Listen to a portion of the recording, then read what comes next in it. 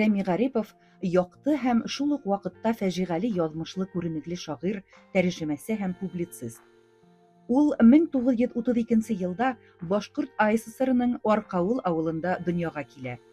Бәләкәй сағынан тел һәм әҙәбиәт менән ҡыҙыҡһына, тыуған яғы тураһында беренсе шиғырҙарын ижад итә. 1950 йылда Горький исемендәге Әҙәбиәт институтын тамамлай. Уның ҡыйыу ҡараштары йыш ҡына коммунистар цензураһына тура килмәй.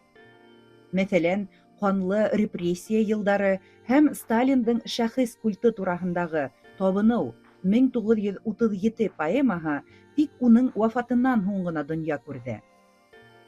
Ә 70-нче йылдар башында Рәмиҙе телевидениеға саҡырып, үҙ шиғырҙарын уҡырға тәҡдим иткәс, «Батшаларға башын эймәгәнде, башҡаларға башҡорт башы эймәҫ» тигән юлдары өсөн шағир эҙәрлектәүҙәргә дусар ителә.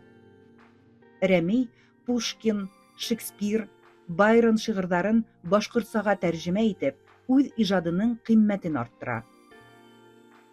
45 йәшлек шағир 1977 йылдың 20 февралендә йөрәге ярылыуҙан вафат була.